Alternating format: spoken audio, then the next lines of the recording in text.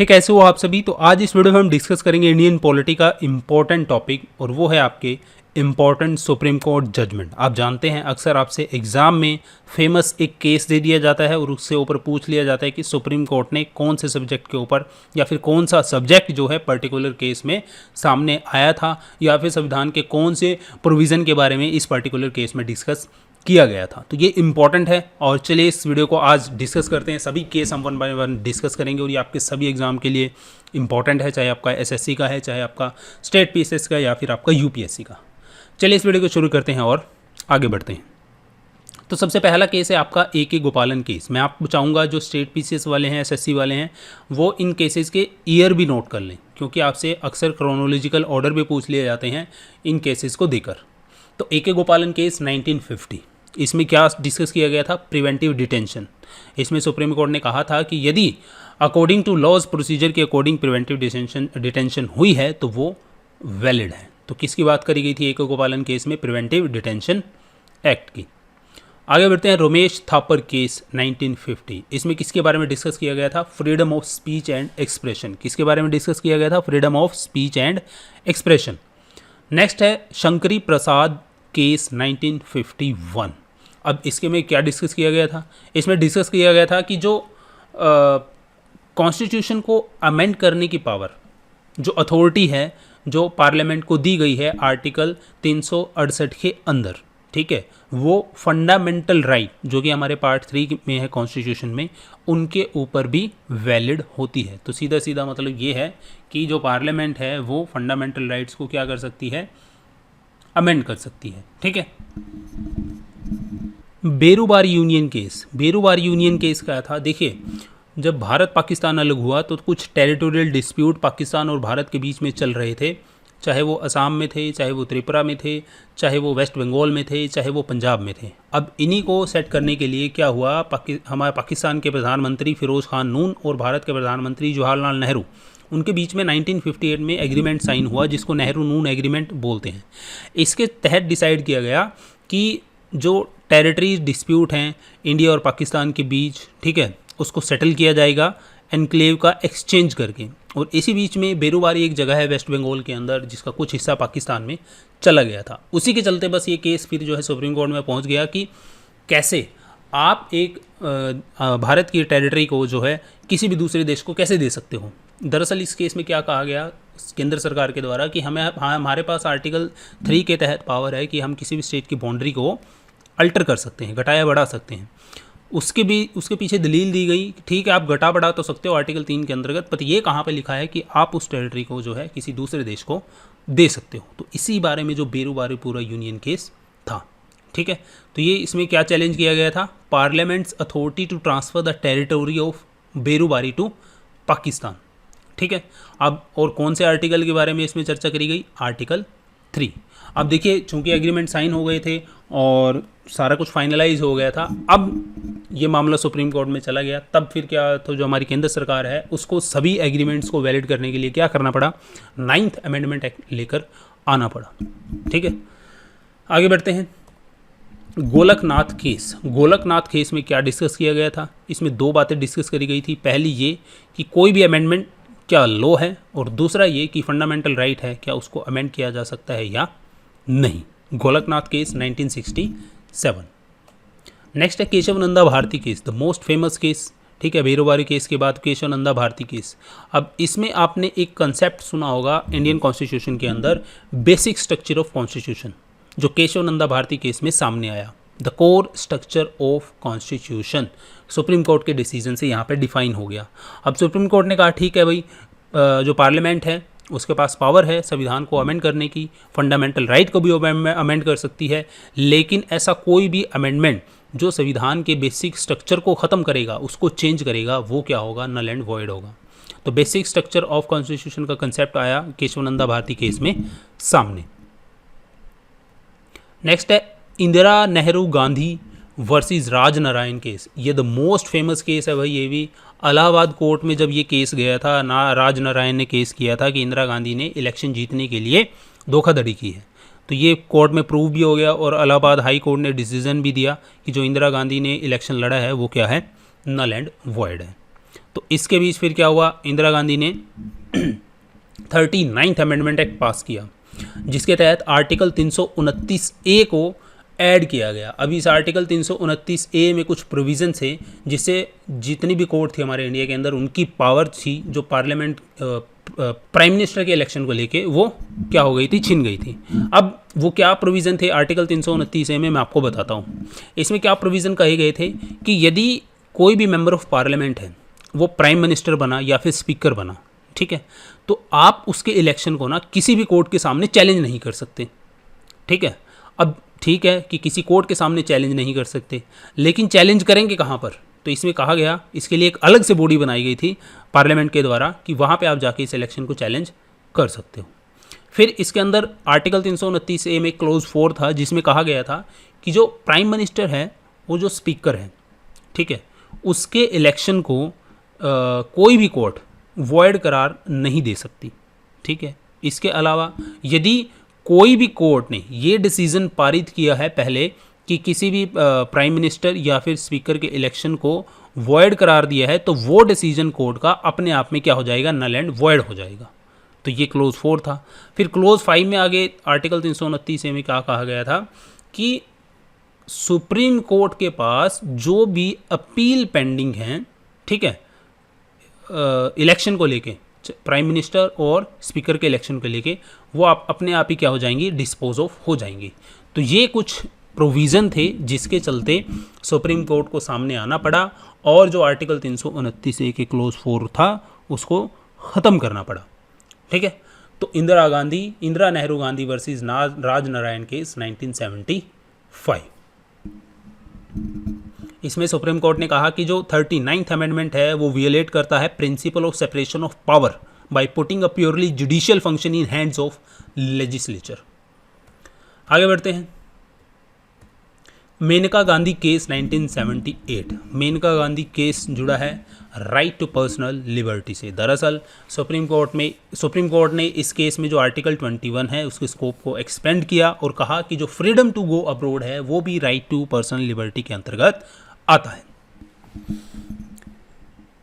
Minerva mill case 1980। इस case में एक बार फिर से जो संविधान के बेसिक स्ट्रक्चर का कंसेप्ट था वो सामने आया। 42वां संविधान संशोधन जब 1976 में हुआ था उसमें 2 ऐसे अमेंडमेंट थे कॉन्स्टिट्यूशन के अंदर जो सुप्रीम कोर्ट ने वियोलेशन करार दिया था फंडामेंटल स्ट्रक्चर का। और एक बार फिर से सुप्रीम कोर्ट ने बताया कि जो कॉन्स्टिट्यूशन है वही सुप्रीम होता है, ना कि parliament. Minerva mill case 1980। Waman Rao case 1981। इसमें क्या कहा गया सुप्रीम कोर्ट के द्वारा, देखिए सुप्रीम कोर्ट ने कहा कि 24 अप्रैल 1973 से पहले जितने भी अमेंडमेंट 9th शेड्यूल के अंदर रखे गए हैं, ठीक है, वो जो फंडामेंटल राइट का वियोलेशन करते हैं उसको आप सुप्रीम कोर्ट के अंदर लाके क्वेश्चन नहीं कर सकते। हाँ, 24 अप्रैल 1973 के बाद जितने भी केस 9th शेड्यूल में रखे जाएंगे उनको आप जो है सुप्रीम कोर्ट में चैलेंज कर सकते हैं यदि वो फंडामेंटल राइट का वियोलेशन करते हैं। तो एक तरीके से doctrine of prospective over ruling का कंसेप्ट यहाँ पर बना वामन राव केस 1981 में। शाहबानो बेगम केस 1985। आप जानते हैं ये फेमस केस है जिसमें सुप्रीम कोर्ट ने क्या कहा था, मुस्लिम महिला के पक्ष में डिसीजन दिया था कि मुस्लिम महिला को जो है अपने पति से गुजारा भत्ता जो है मिलना चाहिए डिवोर्स के बाद। अब पूरे देश में बवाल हो गया तो उस समय की सरकार ने एक स्पेशल प्रोविज़न लाया और संसद में पास करवाया Muslim women protection on divorcee act 1986 और सुप्रीम कोर्ट के डिसीजन को बदल दिया गया। Shahbano Begum case 1985। MC Mehta and union of India 1986। देखिए MC मेहता और यूनियन ऑफ इंडिया 1986 केस में 3 इशू को डिस्कस किया गया। पहला, स्कोप ऑफ आर्टिकल 32, जिसके तहत सुप्रीम कोर्ट ने कहा कि article 32 is not restricted to preventive measures but also remedial measures when rights are violated. दूसरा, इसमें बात करी गई the rule of absolute liability की, ठीक है, यदि आप किसी भी ऐसी संस्था या फिर किसी भी ऐसी इंडस्ट्री में काम करते हैं जो कि हजार्डस है तो उसका जो पूरी लायबिलिटी है वो उस कंपनी को उठानी है।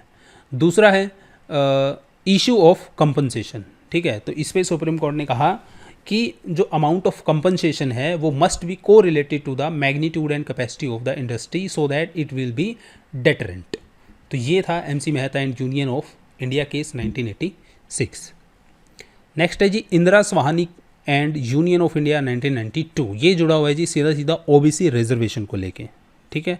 और जब रिजर्वेशन की बात होती है तो आर्टिकल 16 की बात होती है, और इसमें बात करी गई थी आर्टिकल 16 क्लॉज 4 की, जो क्या प्रदान करता है, provides for job reservation for backward classes. इसमें कंफर्म किया गया जो ओबीसी रिजर्वेशन की कॉन्स्टिट्यूशनल लेजिटिमेसी थी उसको कंफर्म कर दिया गया और कह दिया गया कि ठीक है ओबीसी को 27% आरक्षण दिया जाएगा, लेकिन कुछ स्पेसिफिक लिमिटेशन भी लगा दी गई, जैसे क्रीमी लेयर, जो बंदे क्रीमी लेयर में आएंगे, ठीक है, उनको आरक्षण नहीं मिलेगा, उनको प्रमोशन में आरक्षण नहीं मिलेगा, और जो टोटल रिजर्व कोटा होगा यदि ओबीसी का आरक्षण लागू किया जाता है तो 50% से ज़्यादा नहीं होना चाहिए। ये कहा गया था Indira Sahni case and union of India 1992 में सुप्रीम कोर्ट के द्वारा।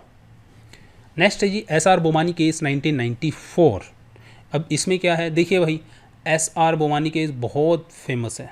आप जानते हैं इस केस में जब सुप्रीम कोर्ट का जजमेंट आया था उससे पहले आर्टिकल 356 आप जानते हैं क्या है, प्रेसिडेंट रूल ऑन स्टेट। केंद्र में जिसकी सरकार है, यदि राज्य में उसकी सरकार नहीं है तो प्रेसिडेंट रूल लगा दो, उसकी सरकार को ख़त्म कर दो, दोबारा से इलेक्शन कराओ और अपनी सरकार बनाओ। तो आर्टिकल 356 का धड़ल्ले से इलीगली यूज़ किया जाता था, लेकिन सुप्रीम कोर्ट ने एसआर बोमानी केस में जजमेंट दिया और कुछ गाइडलाइन दी, ठीक है, आर्टिकल 356 के तहत प्रेसिडेंट रूल लगाने की, जो आज भी चलती आ रही हैं। कौन कौन सी गाइडलाइन है इसमें, सुप्रीम कोर्ट ने कहा कि power of the president to dismiss a government of a state is not absolute. Absolute नहीं है कि आपने डिसीजन निकाल दिया लिख के साइन करके और प्रेसिडेंट रूल लग गया। आगे ये भी कहा गया गाइडलाइन में सुप्रीम कोर्ट के द्वारा कि president should use this power only after his proclamation of imposing president rule and has been approved by both house of the parliament। ठीक है, प्रेसिडेंट ने डिक्लेयर कर दी प्रेसिडेंट रूल, आपने लगा दिया, ठीक है, लेकिन वो दोनों सदन के दोनों सदनों से वो पारित भी होना चाहिए। अब इसके लिए समय सीमा भी रख दी सरकार, सुप्रीम कोर्ट ने क्या कहा कि in the case the proclamation does not get the approval of both the houses it lapses at the end of period of 2 months। यानी कि 2 महीने के अंदर अंदर यदि दोनों सदनों से वो प्रोक्लेमेशन पारित नहीं होता तो ऑटोमेटिकली वो फिर क्या हो जाएगा, डिसमिस हो जाएगा, और जो गवर्नमेंट को डिसोल्व किया गया था उस स्टेट के अंदर वो रिवाइव हो जाएगी, ठीक है। और सुप्रीम कोर्ट ने फिर ये भी कहा कि जो proclamation of imposition of article 356 है is subject to judicial review. यानी कि 356 प्रेसिडेंट रूल आपने किसी स्टेट में लगा दिया और उस स्टेट की सरकार ने सुप्रीम कोर्ट में जुडिशियल रिव्यू के लिए चली गई तो सुप्रीम कोर्ट जो है उसको जुडिशियल रिव्यू कर सकता है, ठीक है। तो ये कुछ गाइडलाइन थी और 1994 में जब एसआर बोमानी केस में जजमेंट आया सुप्रीम कोर्ट ने दी थी, और इन्हीं के बेस उसके बाद से जाके जो आर्टिकल 356 था प्रेसिडेंट रूल का धड़ल्ले से इलीगल जो यूज़ होता था वो रुका। Vishakha and state of Rajasthan 1997, ये केस जुड़ा हुआ है sexual harassment at work place से। इस डिसीजन में सुप्रीम कोर्ट ने कुछ गाइडलाइन दी थी इस सब्जेक्ट के रिगार्डिंग, जिन्हें हम विशाखा गाइडलाइन भी कहते हैं। नेक्स्ट है जी समाथा and state of Andhra Pradesh. इस केस में क्या था, इस केस में जो कोर्ट थी उसने जजमेंट दी थी कि जितने भी माइनिंग के लाइसेंस आंध्र प्रदेश की सरकार ने अपने स्टेट में शेड्यूल एरियाज़ के अंदर प्राइवेट पार्टीज़ को माइनिंग के लिए दिए हैं उनको नलीफाई कर दिया। और साथ में कोर्ट ने ये भी कहा कि जितनी भी एक्टिविटी शेड्यूल एरियाज़ के अंदर माइनिंग की होंगी, ठीक है, वो गवर्नमेंट अंडरटेकिंग यानी कि गवर्नमेंट पीएससीज को ही दी जाएंगी और ट्राइबल पीपल्स को दी जाएगी। नेक्स्ट है एल चंद्र कुमार केस 1997। एक बार फिर से जो संविधान के बेसिक स्ट्रक्चर ऑफ कॉन्स्टिट्यूशन की बात है जो इसमें करी गई थी, ठीक है। इसमें क्या कहा गया था, सुप्रीम कोर्ट ने कहा कि जो सुप्रीम कोर्ट और हाई कोर्ट की पावर है जुडिशियल रिव्यू की, सुप्रीम कोर्ट के आर्टिकल 32 में है और हाई कोर्ट की पावर 226 में है। तो ये क्या है, ये भी पार्ट है संविधान के बेसिक स्ट्रक्चर ऑफ कॉन्स्टिट्यूशन का। एल चंद्र कुमार केस 1997।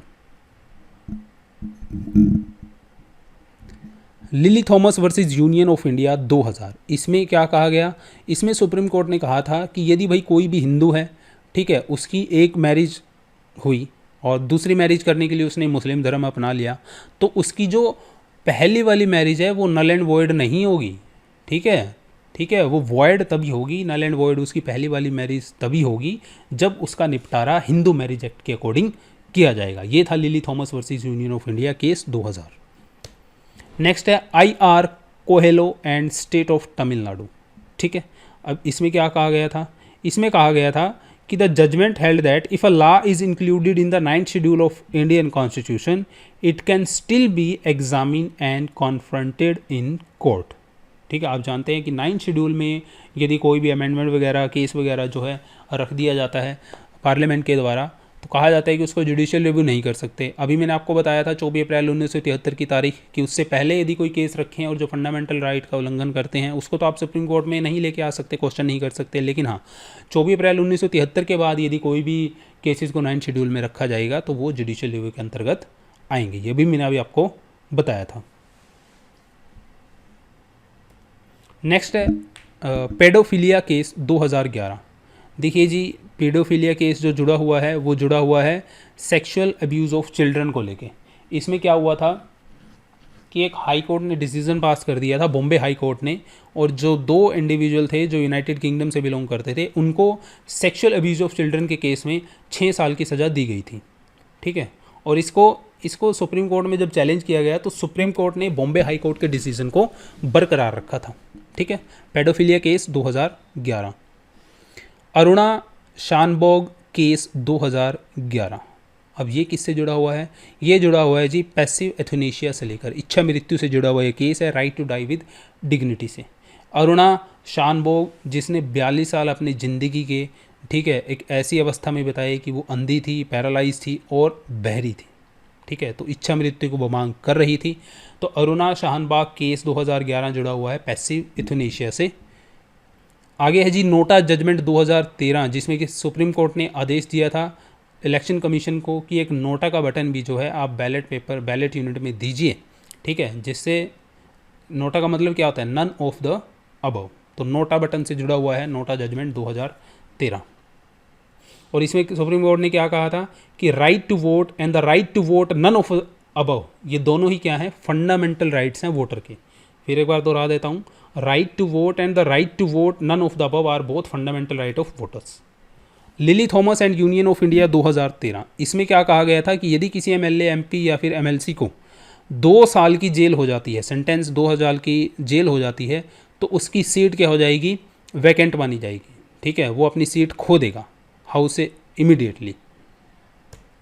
नेक्स्ट है national legal service authority and union of India 2014। इसमें बात करी गई थी ट्रांसजेंडर पीपल की। जी हाँ, इसमें रिकॉग्नाइज़ किया गया था जो ट्रांसजेंडर थे उनको थर्ड जेंडर रिकॉग्नाइज़ किया, और सुप्रीम कोर्ट ने ऑर्डर दिया सरकार को कि उनको एज अ माइनॉरिटी ट्रीट किया जाए और उनके लिए एजुकेशन एम्प्लॉयमेंट में जो है रिजर्वेशन भी दिए जाएँ। ट्रिपल तलाक जजमेंट आप जानते हैं 2016, ट्रिपल तलाक को ख़त्म कर दिया गया अब देश में से। फिर आता है हमारा पुत्तास्वामी केस 2017, जिसमें राइट टू प्राइवेसी की बात करेगी। एक बार फिर से जो आर्टिकल 21 है उसके स्कोप को एक्सपेंड किया गया और सुप्रीम कोर्ट ने माना कि जो राइट टू प्राइवेसी है वो एक इंटीग्रल पार्ट है right to life under article 21 का। रिपीलिंग सेक्शन 377 आप सभी जानते हैं, इससे पहले हमारे देश में आर्टिकल सेक्शन जो 377 है इसके अंतर्गत जो sexual contact between adults of same sex, ठीक है, तो वर्ड तो मैं नहीं बोलूँगा, मैं डेफिनेशन ही बोल रहा हूँ। Sexual contact between adults of same sex उसको इलीगल माना जाता था। तो सुप्रीम कोर्ट ने एक डिसीजन के दौरान सेक्शन 377 को 6 सितंबर 2018 को 5 जज की बेंच ने क्या कर दिया? ख़त्म कर दिया। एम सिद्दीकी वर्सेस महंत सुरेश दास, और ये है जी किसका? राम मंदिर का मुद्दा। डिसीज़न इसमें आया बहुत सालों के बाद 9 नवंबर 2019 में, जिसमें डिसाइड किया गया कि जो राम जन्मभूमि पे है वहाँ पे जो है राम का मंदिर बनेगा अयोध्या के अंदर, और जो मुस्लिम पक्ष था उसको अलग से किसी दूसरे जगह पर 5 एकड़ की ज़मीन दे दी गई अपनी मस्जिद बनाने के लिए। तो फाइनल जजमेंट थी अयोध्या डिस्प्यूट की जो आई थी 9 नवंबर 2019 को। Supreme court order on sex work, ये तो अभी हाल ही का मई और जून का डिसीजन है सुप्रीम कोर्ट का, जिसमें सुप्रीम कोर्ट ने आर्टिकल 142 का हवाला देते हुए कहा है कि जो सेक्स वर्कर अपनी इच्छा से काम करता है, ठीक है, उस पे आप क्रिमिनल चार्जेस नहीं लगाएंगे। ये पुलिस को आदेश दिया सुप्रीम कोर्ट ने। और आर्टिकल 142 क्या कहता है कि it stated that any decree और order pass by supreme court, यदि कोई भी सुप्रीम कोर्ट ऑर्डर पास करती है टू डू कंप्लीट जस्टिस, ठीक है, जस्टिस के लिए, तो वो क्या होगा? वो एनफोर्सेबल होगा थ्रू आउट द कंट्री। ये कहता है आर्टिकल 142। ठीक है, अब इसमें क्या कहा सुप्रीम कोर्ट ने, it is clear that sex worker is an adult and is participating with consent, the police must refrain from interfering और टेकिंग एनी क्रिमिनल एक्शन। ठीक है, तो ये थे जी कुछ इंपॉर्टेंट सुप्रीम कोर्ट केस के जजमेंट। आई होप ये video आपको अच्छी लगी होगी। मिलता हूँ नेक्स्ट वीडियो में। जय हिंद।